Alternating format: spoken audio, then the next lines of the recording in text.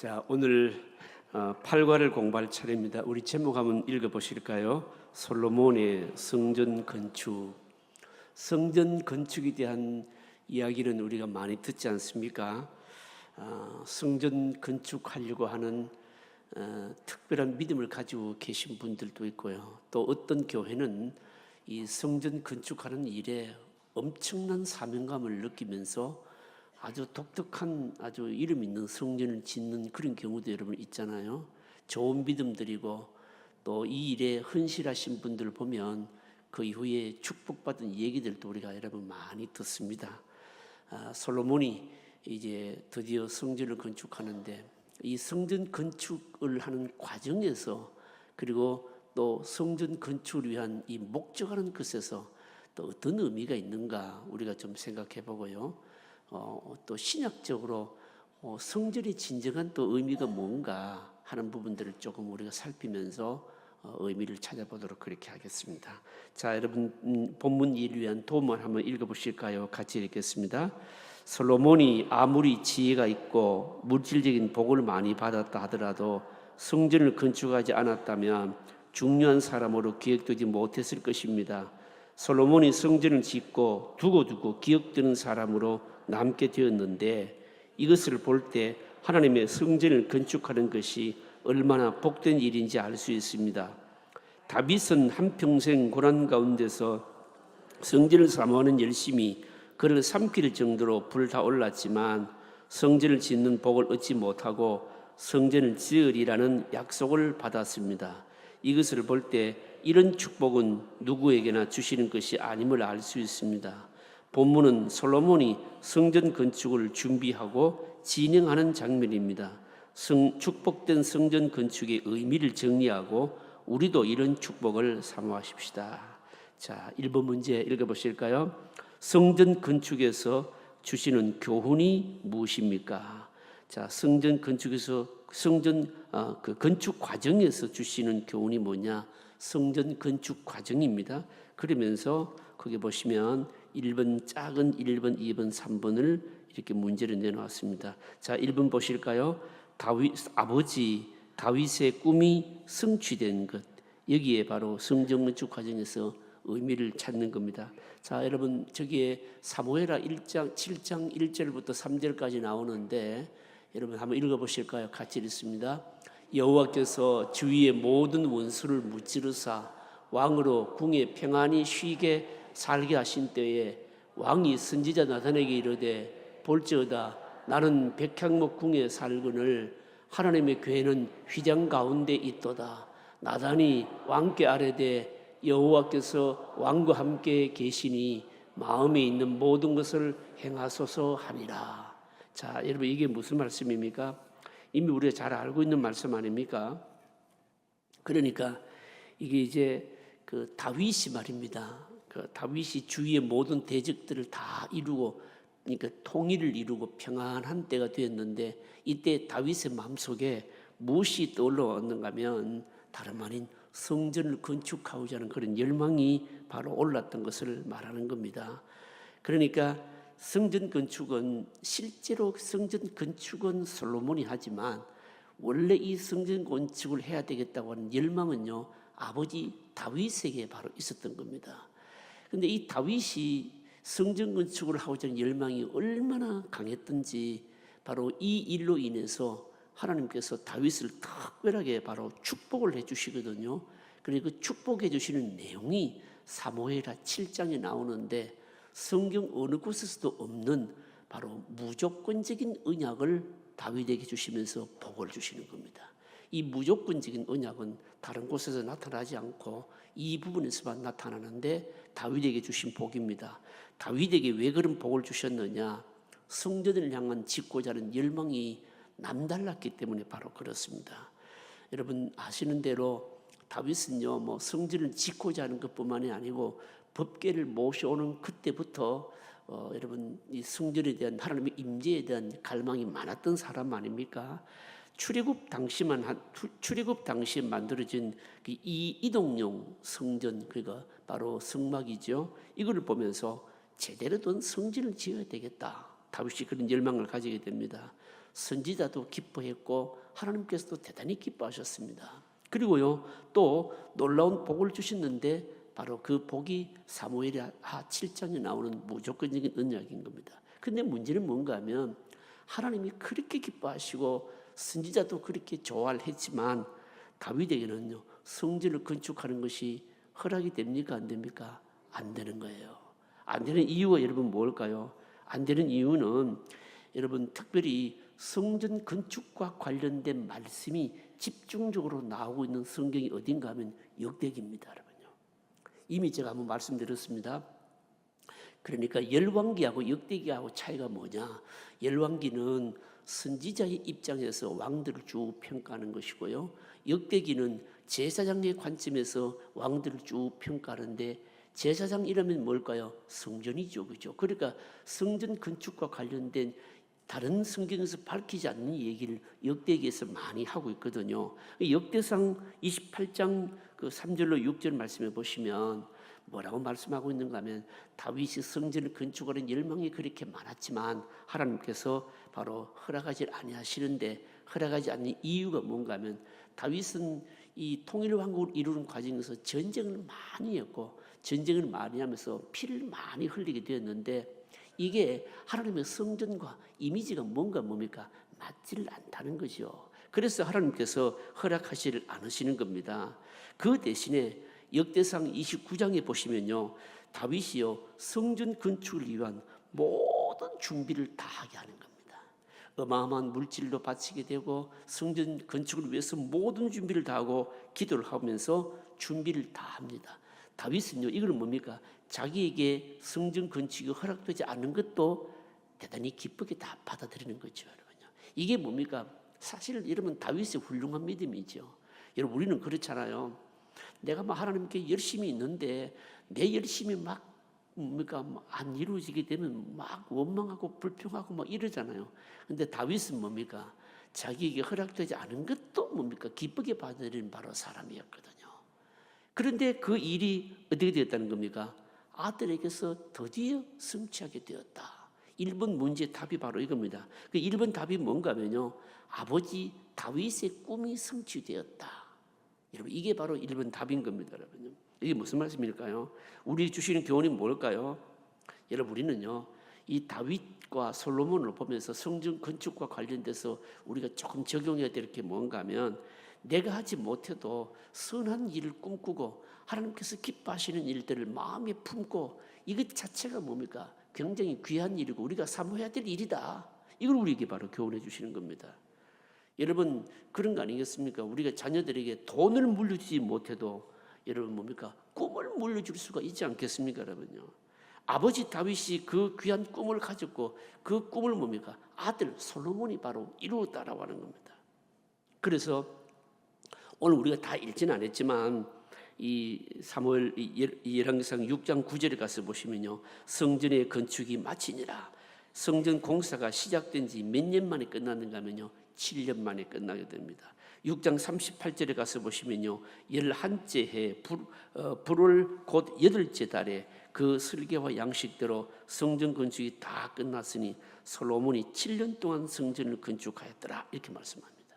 무슨 말씀인가 하면 하나님 기뻐하시는 일, 하나님께서 좋아하시는 일, 힘들어도 선한 일들을 시작하게 되면 뭡니까?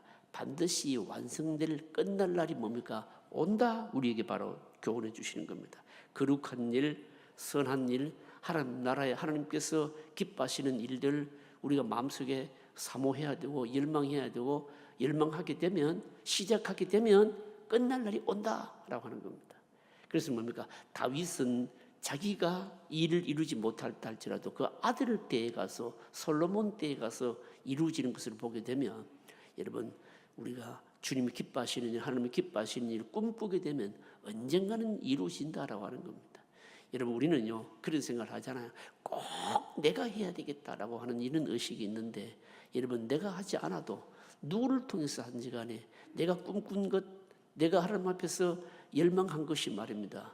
여러분 내가 안 이룬다 할지라도 여러분 하나님이 이루신다고 하는 이 믿음과 열망을 우리가 가져야 된다. 바로 이겁니다. 자, 그다음 보십시다. 또 두 번째 보시면요, 자, 그다음 페이지 읽어보실까요? 우선순위이다. 성전을 건축하는 과정에서 주시는 교훈인데 우선순위에 대해서 교훈을 준다는 거죠. 6장 38절에서 7장 1절입니다. 자, 여러분 성경을 또 한번 보실까요? 6장 38절에서 7장 1절 여러분 같이 읽으실까요? 같이 읽습니다. 11째 해 불월 곧 8째 달에 그 설계와 식양대로 성전 건축이 다 끝났으니 솔로몬이 7년 동안에 성전을 건축하였더라. 솔로몬이 자기의 왕궁을 13년 동안 건축하여 그 전부를 준공하니라. 자, 이게 무슨 말씀일까요? 무슨 말씀일까요? 이게 무슨 말씀인가 하면 우선순위에 대해서 주시는 말씀이거든요. 우선순위가 여러분 뭡니까? 솔로몬이 왕이 된 지 4년 만에 성전 건축을 시작을 했고 그 후에 뭡니까? 4년 만에 성전 건축을 시작했고 그러니까 성전 건축을 먼저 하고 뭘 했다는 겁니까? 왕궁을 건축했다는 겁니다. 여러분요. 그러니까 성전 건축이 7년이 걸렸고요. 왕궁은 뭡니까? 13년 걸렸다. 근데 성경이 말씀하는데 이 문제의 핵심이 뭔가 하면 여기서 중요한 게 뭔가 하면 바로 건축의 순서인 겁니다. 여러분요. 그러니까 뭡니까? 솔로몬은 뭐부터 지었습니까? 성전부터 짓고 그다음에 뭘 지었다고요? 왕궁을 건축했다라고 하는 겁니다. 이게 별것 아닌 것 같지만 여러분 대단한 믿음의 발로인 겁니다. 여러분요.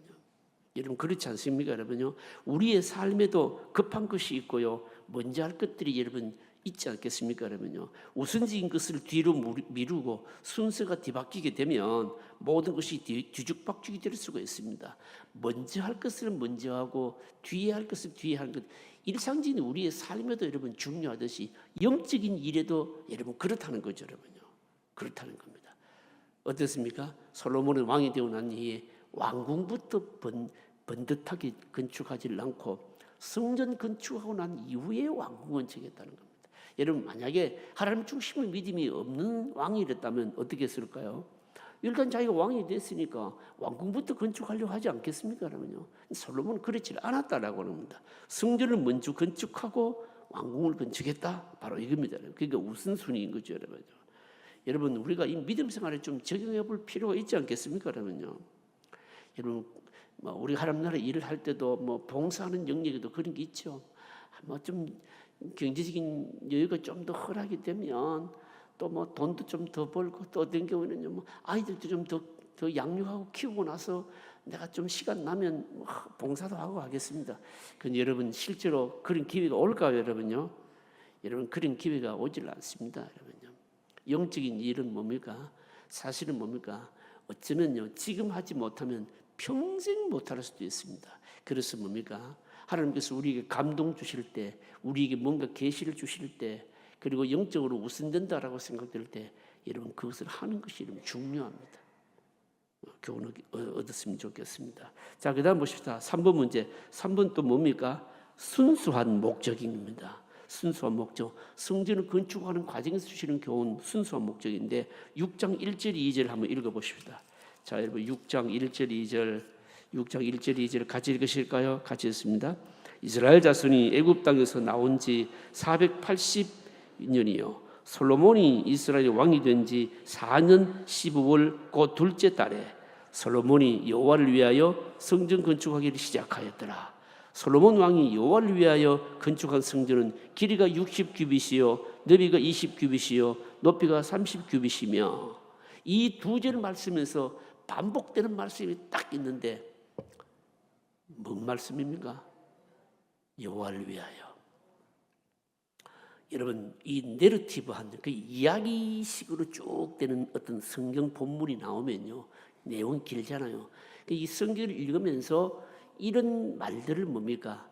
이런 말들이 의미 있는 말들을 딱 찾아낼 수 있어야 그 성경을 보는 뭡니까? 안목이 있는 사람이에요, 여러분요. 안목이 있는 사람입니다. 여러분 성경이요 신구약 66권 가운데 여러분 이야기식으로 전개된 성경이 분량이 얼마나 되는가 하면요 40%나 여러분 됩니다. 요즘 여러분 우리가 창세기 성경을 읽고 있잖아요. 묵상하고 설교를 듣고 있잖아요.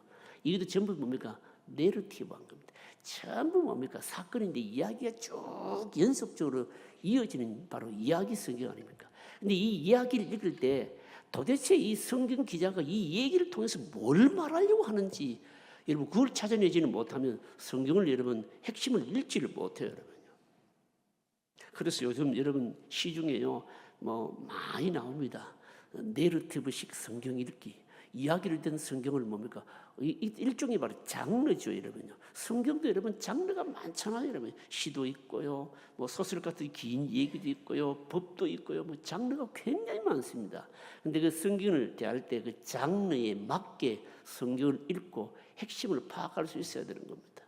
이 보시면 뭐라고 얘기합니까? 이 지금 이 애굽 땅에서 이스라엘 자손들이 나온 지 480년이요. 근 500년 만에 뭡니까? 이제 성전을 건축하게 되었는데 이 솔로몬이 이스라엘 왕이 된 지 4년 만에 시작해가지고 7년 만에 성전을 다 건축을 했는데 그런데 반복되는 말씀이 뭔가 하면요. 계속 반복해서 나오는 말이 여호와를 위하여, 여호와를 위하여 계속 이 반복되고 있는 겁니다. 이게 무슨 말씀입니까? 이는 뭔가 하면 성전을 건축하려고 하는 솔로몬의 그 믿음이요. 그만큼 뭡니까? 순수했다라고 하는 겁니다. 순수했다라고 하는 겁니다. 앞부분에요. 우리가 이 앞부분에 오늘 저녁에 읽었습니다만 솔로몬이요. 두로 왕에게 이 성전 건축을 위해서 요청을 하지 않습니까? 요청을 하는데 이 두로 왕 히람은요. 사실은 다윗과 굉장히 가까웠고 아주 이제 좋아하는 사람이었는데 다윗에게도 약속을 다 했었거든요.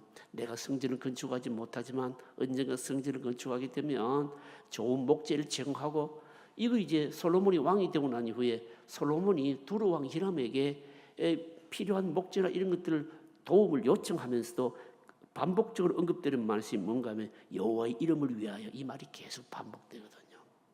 여호와의 이름을 위하여. 여러분 이게 우리에게 주시는 교훈이 뭘까요? 솔로몬은 성전 건축을 하는데 그 믿음이 아주 투철했습니다. 자기를 위하여가 아니고 뭡니까? 여호와를 위하여 이거였다는 겁니다. 여러분 이게 오늘 우리에게 주시는 교훈이 뭘까요?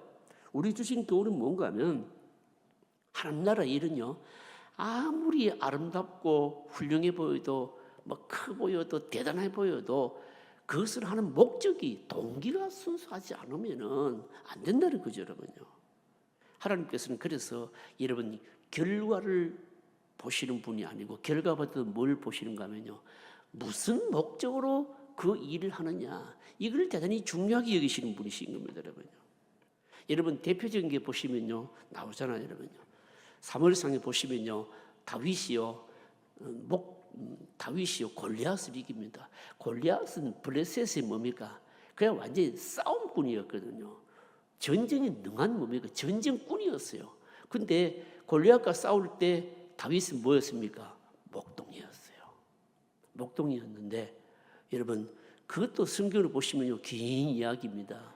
긴 이야기인데 여러분 성경에 관심을 가지는 게 뭔가 하면 다윗이 골리앗을 무찔러서 이겼다. 그 전쟁의 결과를 성경이 우리에게 말씀하려는 게 아닙니다, 여러분. 뭘 얘기하려는 겁니까? 다윗이 왜 싸움을 골리앗과 싸우려고 했는지 그걸 얘기하려고 하는 겁니다. 우리가 너무 잘 아는 내용 아닙니까, 여러분요? 그러니까 보면 다윗이요 골리앗을 무찌르는데 보면 등장하는 인물이요 사울도 있고요 골리앗도 있고요 다윗도 있잖아요. 사울은 어떤 모습이었습니까? 골리앗이 쳐들어왔다 그러니까 그냥 막 왕임에도 불구하고 벌벌벌벌 떨고 있었잖아요. 그런데 여러분 다윗은 어떻게 했습니까? 목동임에도 불구하고 내가 나와서 싸우겠다 그랬잖아요. 그러니까 어떻게 했습니까? 사울 왕이 말입니다. 다윗에게 갑옷도 입혀복 주고 칼도 주고 뭐 투구도 씌우고 다윗이 한번 입어보니까 안 맞아요. 다 집어 던져버렸잖아요. 그러면서 이겼잖아요. 성경에 관심을 가지는 게 뭔가 하면 그 전쟁은 싸움을 하면서 거기에 나오는 사람들이 어떤 영적인 배경을 가지고 싸움에 임하는지를 말씀하고 있거든요. 여러분 다윗이 여러분 골리앗과 싸우려고 했던 싸움의 이유가 무엇이었습니까? 여호와의 이름이 뭡니까? 욕을 먹는 거 그것 때문에 싸운 거 아닌가요, 여러분? 이 블레셋 이방인 뭡니까? 골리앗이 말입니다. 여호와의 이름을 모욕한 것 때문에 여호와의 이름이 욕 먹는 것 때문에 자기가 나서 싸운 거 아닙니까? 그게 싸움이 바로 전쟁의 목적이었거든요. 그래서 여러분 이게 이 싸움을 한 사람들이 어떤 영적인 배경을 가지고 싸우느냐? 여러분, 그래서 뭡니까? 다윗이 이겼잖아요. 그리고 다윗이 골리앗을 무찌르고 난 이후에 그 이야기의 마지막 맨 끝절에 보면 딱 한 절로 딱 언급하고 있어요. 뭐라고 얘기합니까? 다윗의 손에 칼이 없었더라. 이렇게 딱 하고 마치는 거예요. 그러니까 선지자가 성경이 말씀하려고 하는 게 뭔가 하면 그냥 다윗이 골리앗을 무찌르려 이겼다, 전쟁의 결과를 얘기하는 것이 아니라 어떤 뭡니까 동기를 가지고 이 싸움을 하려고 했는지, 칼로 이기는 싸움이 아니었다, 여호와의 이름을 위한 싸움이었다, 이거 얘기를 하는 것이거든요. 여러분, 이런 거는 성경에 보면 굉장히 많이 있습니다. 여러분요, 나중에요 솔로몬이 말입니다, 성전은 짓기도 하지만 왕궁도 짓고요, 그리고 또 여러분 보시면 뒤에 보면 나옵니다, 아내를 위한 집도 지어요. 근데 그 집은요 성전이라고 뭡니까 말하지는 않습니다. 여러분요, 말하지는 않습니다. 여러분, 창세기 11장에 보시면 우리가 이미 다 말씀을 묵상했습니다만, 여러분 그 바벨탑을 쌓는 일도 여러분 그것이 왜 여러분 무너질 수밖에 없었을까요? 바벨탑을 쌓는 일이 왜 문제가 되었을까요? 그게 왜 죄악이 있고 왜 실패였는가 하면, 여러분 창세기 11장에 4절에 보시면요, 이미 앞에서 우리가 공부를 다 했습니다. 바벨탑을 쌓을 때 사람들이 여러분 바벨탑을 쌓는 이유가 뭐였습니까? 우리의 이름을 내기 위하여. 실패할 수밖에 없는 겁니다. 여러분, 자기 이름을 여호와라고 하는 게 없는 거, 하나님이라는 게 없는 거죠. 우리의 이름을 내기 위해서 실패할 수밖에 없고 무너질 수밖에 없는 거죠, 이게요. 여러분, 그래서 이 성전을 건축하는 과정에서 우리에게 주시는 교훈이 뭔가 하면, 솔로몬이 뭡니까? 여호와를 위하여. 뭡니까? 여호와를 위하여.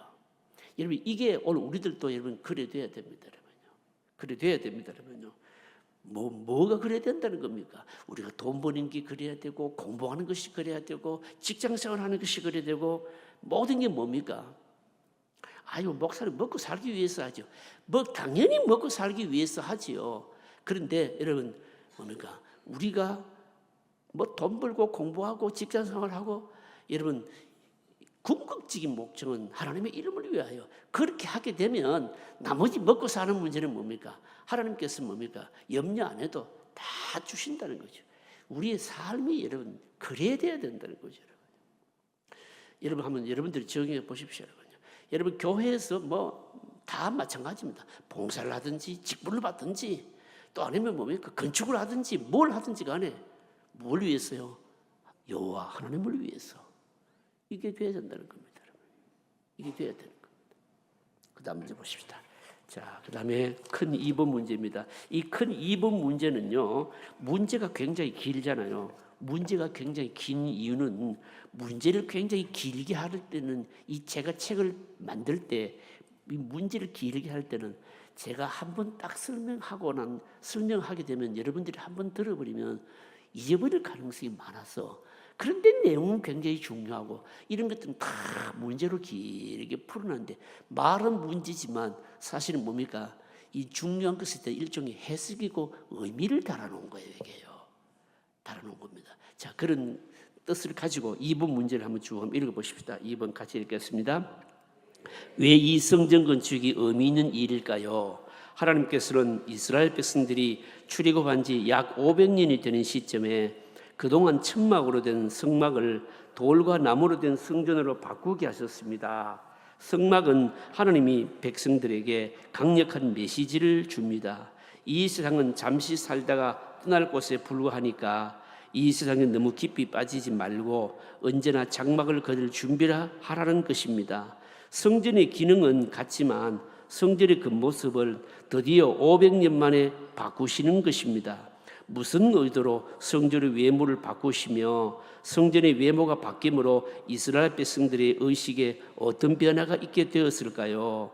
광야에서 성막은 이동을 쉽게 할 수 있었습니다. 그래서 모든 것을 조립식으로 해서 들고 다닐 수 있도록 만들었습니다.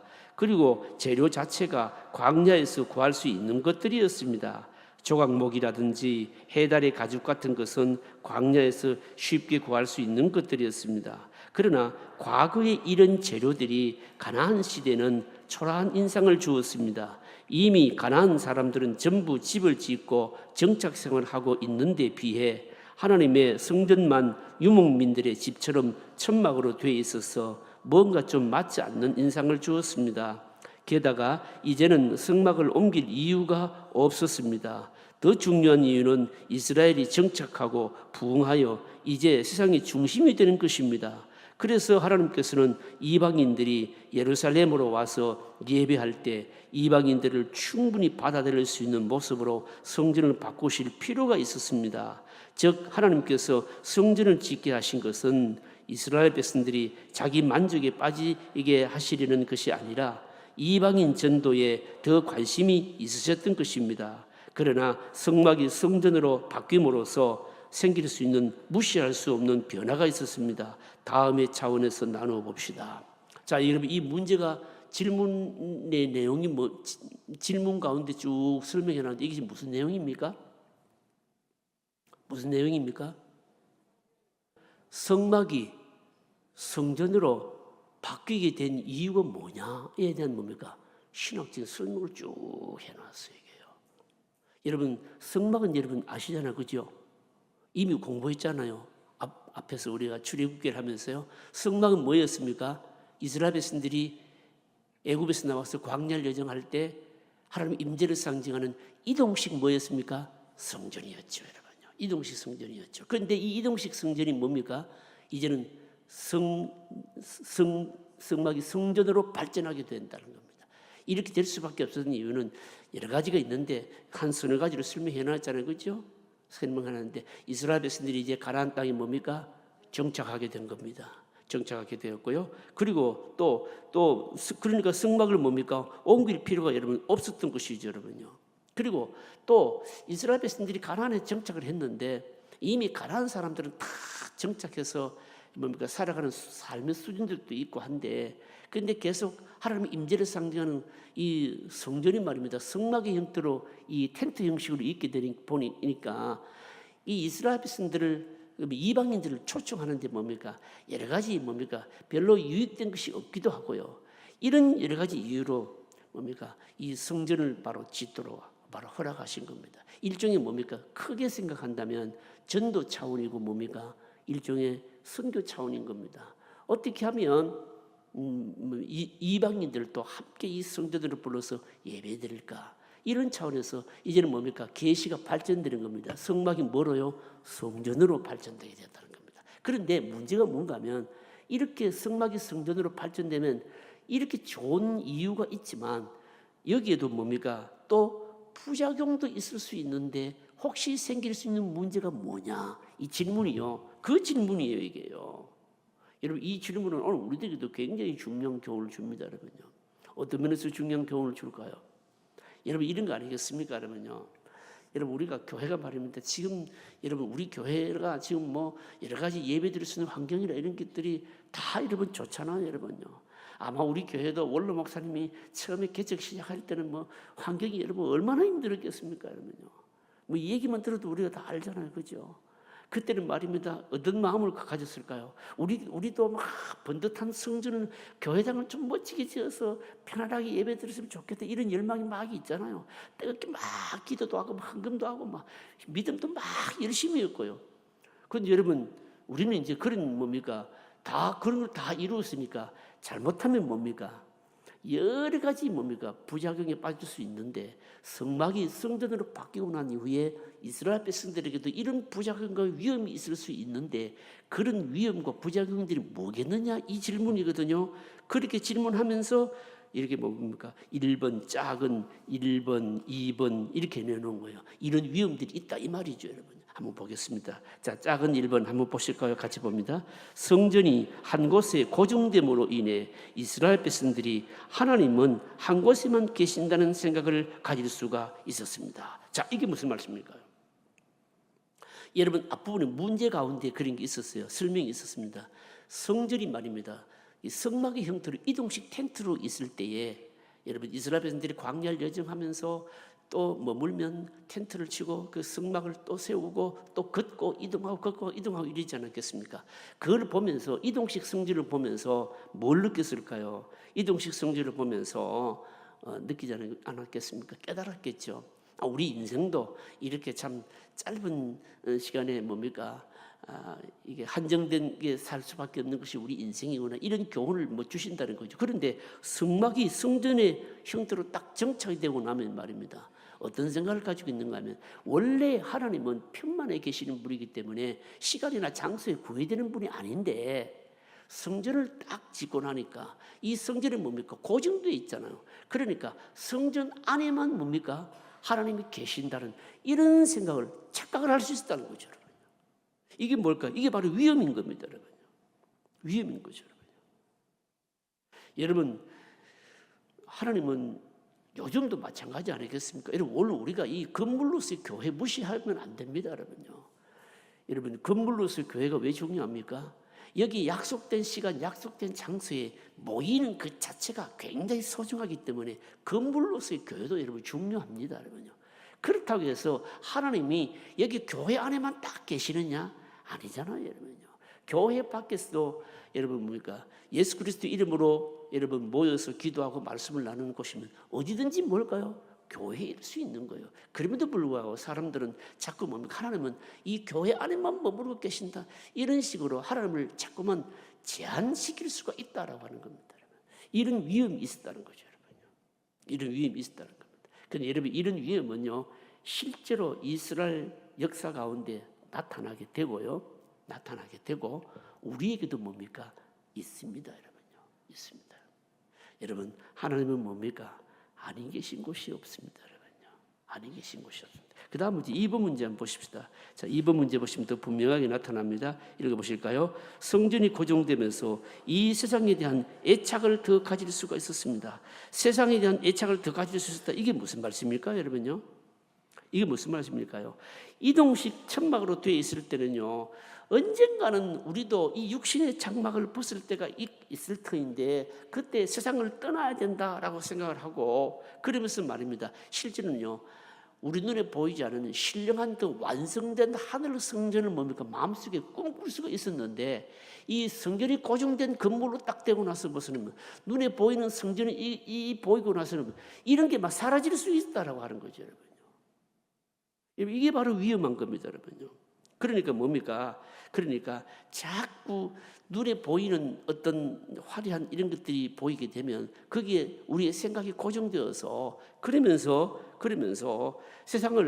세상이 영원한 것처럼 뭡니까? 이렇게 생각될 가능성이 있다는 거죠, 여러분. 복잡하게 생각하지 말고 여러분 이렇게 생각하면 좋겠습니다.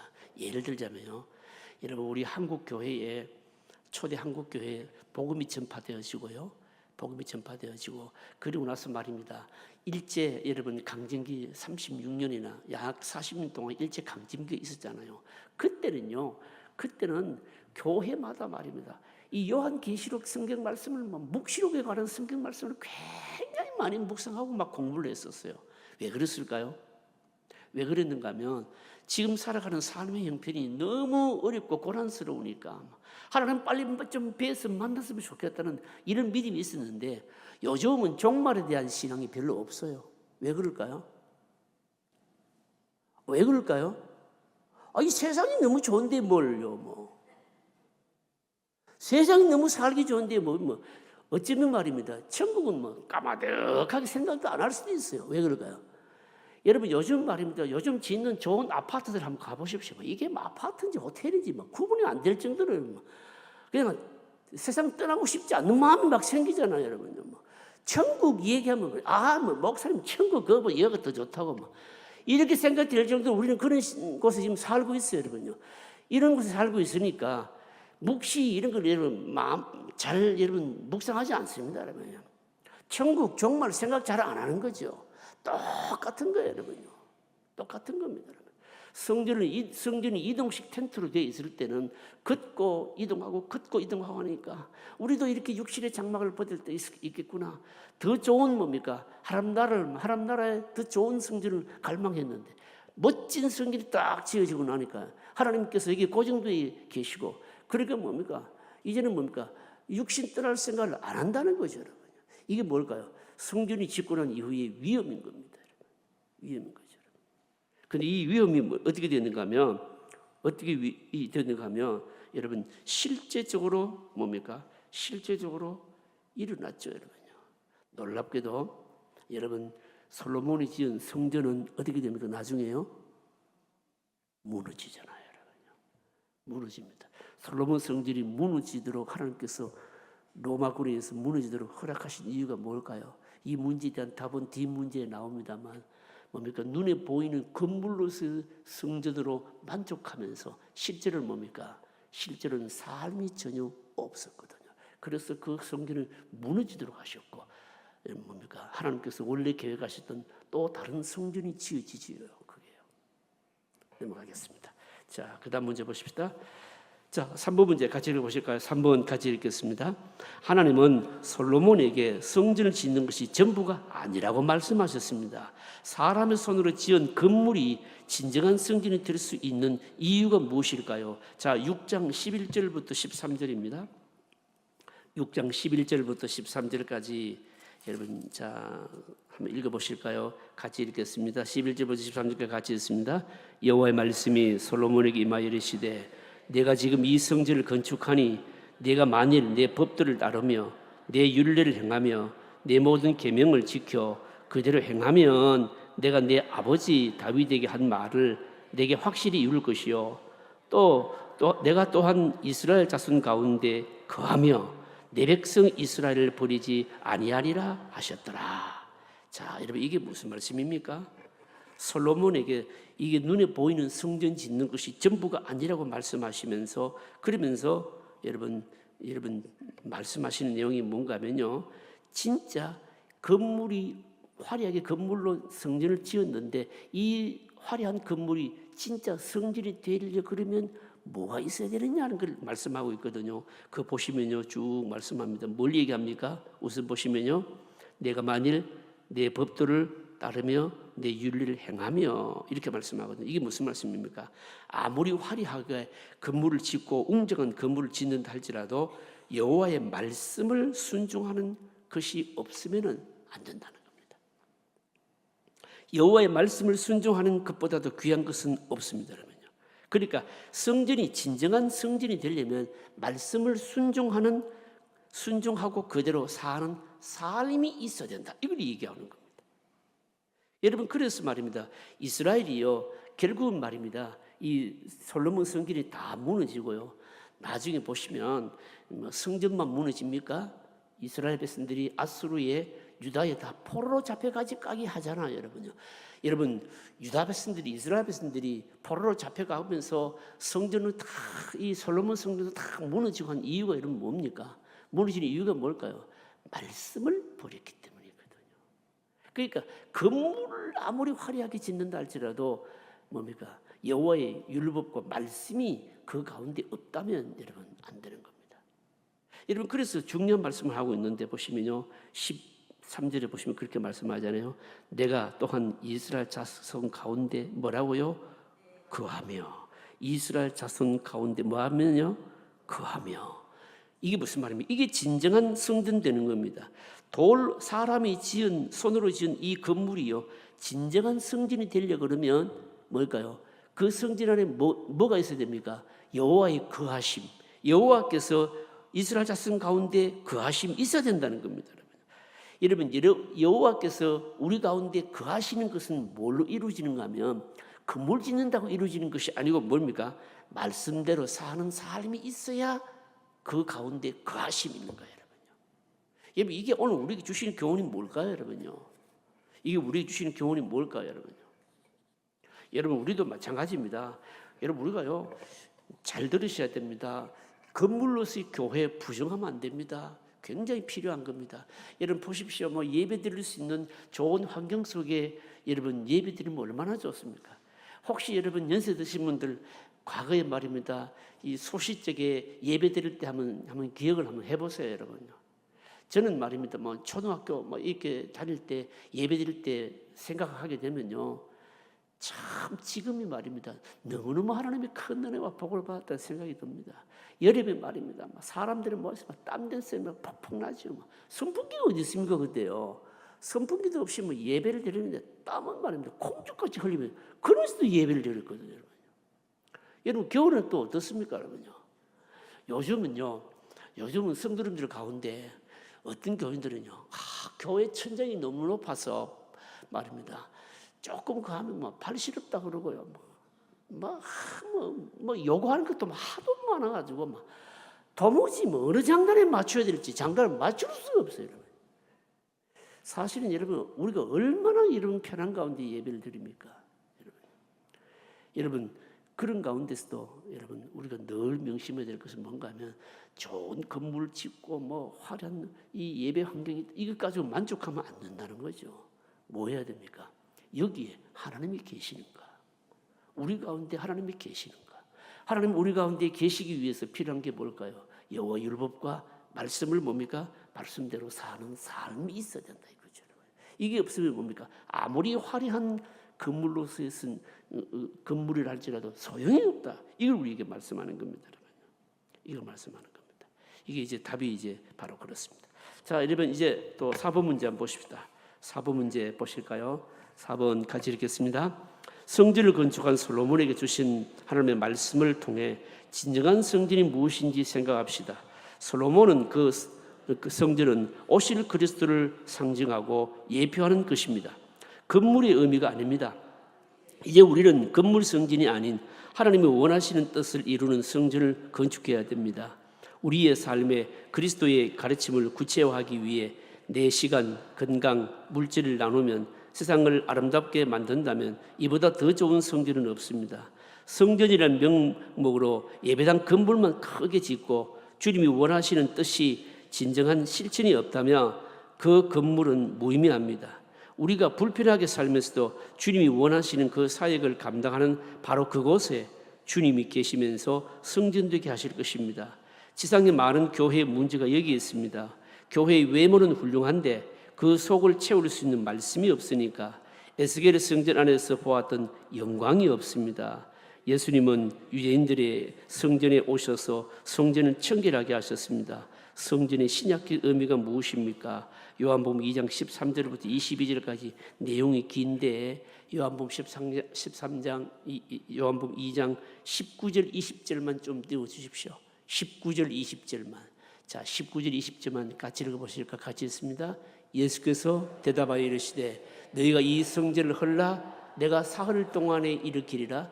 유대인들이 이르되 이 성전은 46년 동안에 지었거늘 네가 3일 동안에 일으키겠냐 하더라.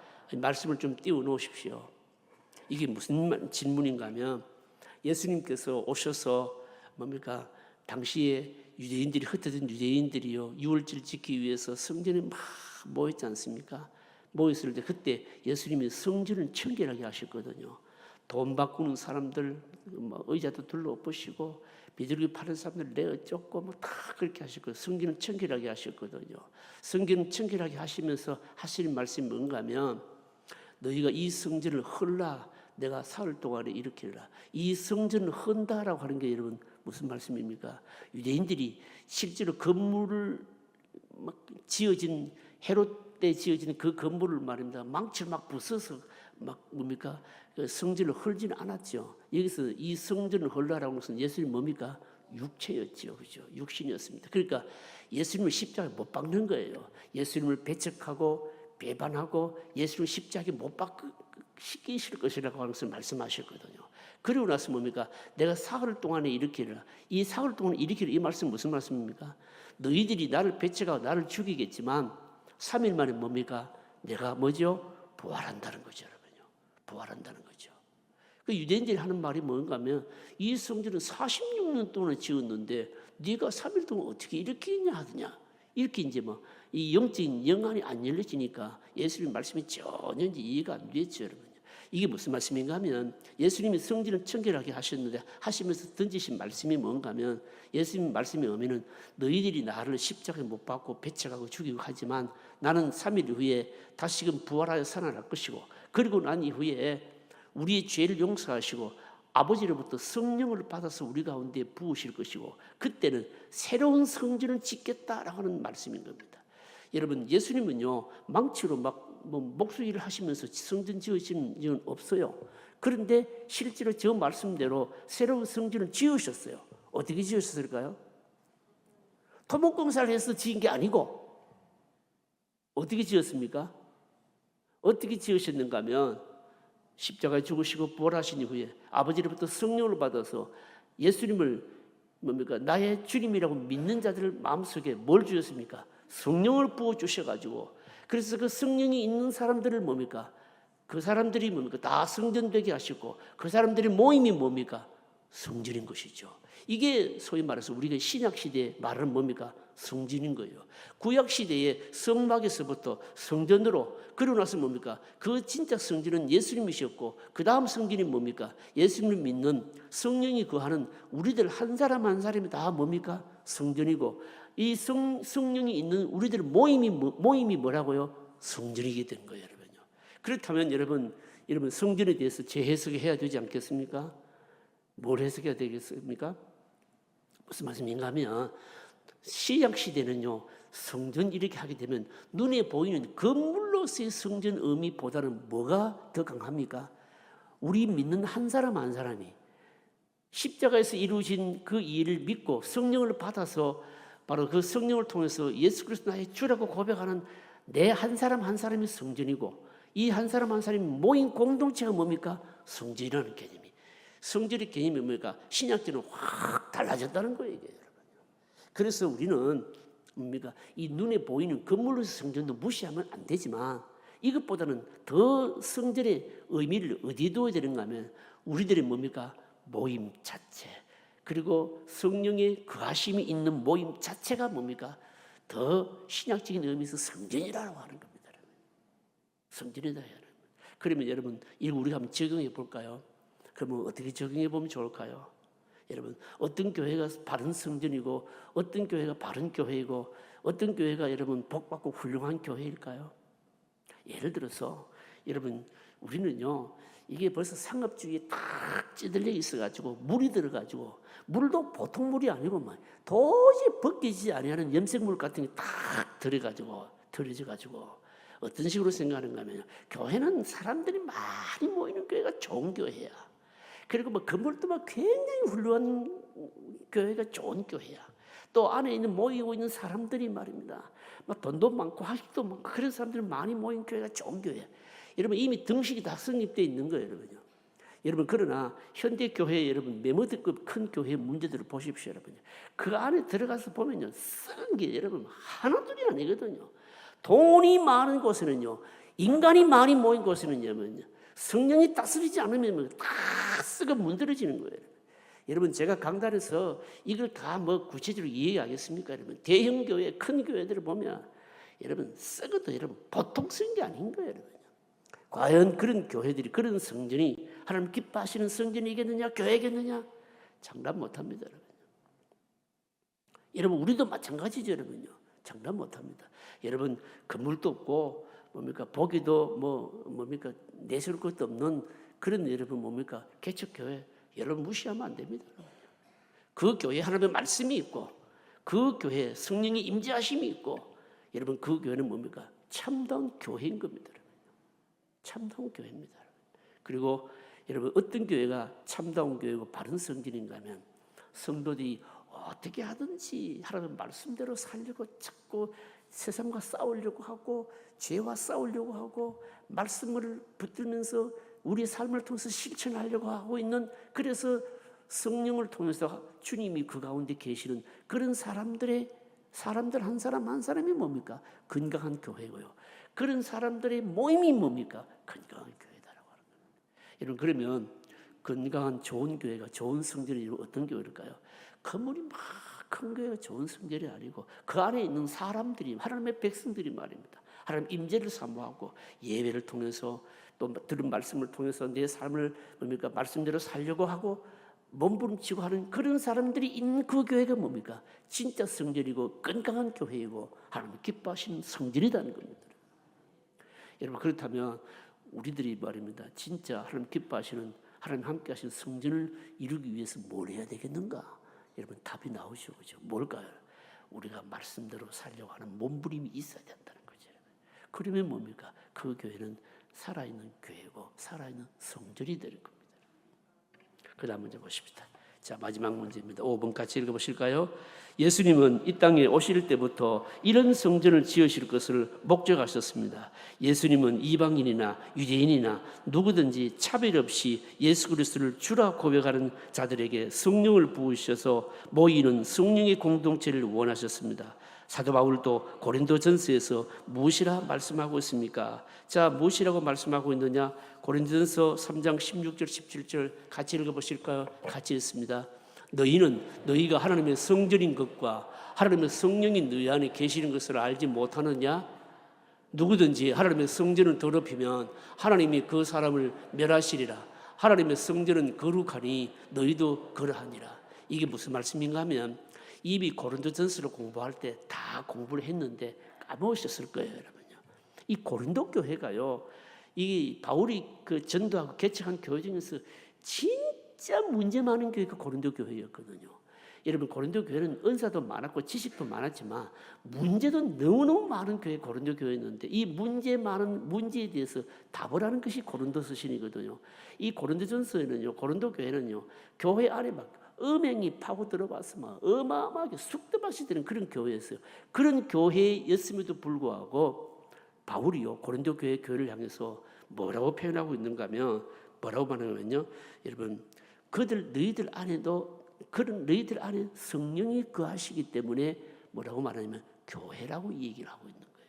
이게 무슨 말씀인가 하면, 그러니까 뭡니까, 여러 가지 겉으로 볼 때 여러분 부족한 것이 많고 그렇다 할지라도 여러분 우리 안에 말입니다, 예수 그리스도를 성령으로 예수 그리스도를 주라 고백하는 사람들, 여러분 우리가요 예수님을 나의 주님 됩니다, 구원자 되십니다, 이거요 아무리 해라 해도 성령이 우리에게 하시지 않으면 고백이 안 됩니다. 이런 고백이 있는 이상 그 사람 그 모임은 뭐라고요? 교회라고 하는 겁니다. 교회라고 하는 겁니다. 그러면서 고린도 교회가 너무너무 문제 많은 교회지만 그러나 성령이 거하시고 있기 때문에 그래도 바로 교회다, 그렇게 얘기를 하고 있는 겁니다. 그러면서 하는 말이 뭔가 하면, 이제 주시는 교훈이 뭔가 하면, 뭐 겉을 아름답게 꾸미는 것보다 더 중요한 것은 우리 안에 와 계신 성령님께 복종하면서 살아가게 될 때 그때 뭡니까? 진정한 성질을 이룰 수 있다, 이렇게 교훈하고 있는 겁니다. 여러분 우리가 좀 적용해 보실 것이 이거 아니겠습니까? 라면요, 바로 뭡니까? 여러분 다름 아니고, 여러분 예수님이 하나님께서 오늘 우리 시대에 계획하신 것은 이방인이든지 유대인이든지 어떤 사람이든지 차별 없이 와서 예수 그리스도를 주라 고백하는 이 바로 성전을 꿈꾸셨고, 바로 예수님께서 십자가를 통해서 이루신 성전이 바로 이런 성전이고, 오늘 내 자신이 바로 그 성전 중에 하나다라고 하는 것을 기억하면서 바로 날마다 뭡니까? 이루어져가는, 지어져가는 성전으로서 모습을 가져야 된다, 바로 이런 교훈입니다. 자, 여러분 마지막 결론적인 정리 한번 읽어보실까요? 읽어보겠습니다. 성령을 마음에 모시고 있는 우리들 한 사람 한 사람이 더 진실하며 더 하나님의 말씀에 순종할 때 진정한 성전은 지어집니다. 예수님이 짓고자 하신 성전은 바로 이런 성전입니다. 우리 안을 들여다 봅시다. 하나님은 교회를 얼마나 다녔는지, 교회에서 어떤 직분을 가졌는지를 보시질 않습니다. 우리의 마음 성전에 어떤 모습을 지니고 있는지를 보십니다. 우리 속이 요란하고 복잡하고 탐욕으로 가득 차 있지는 않는지 돌아봐야 합니다. 마음의 성전을 하나님의 영광으로 가득 채워지게 합시다.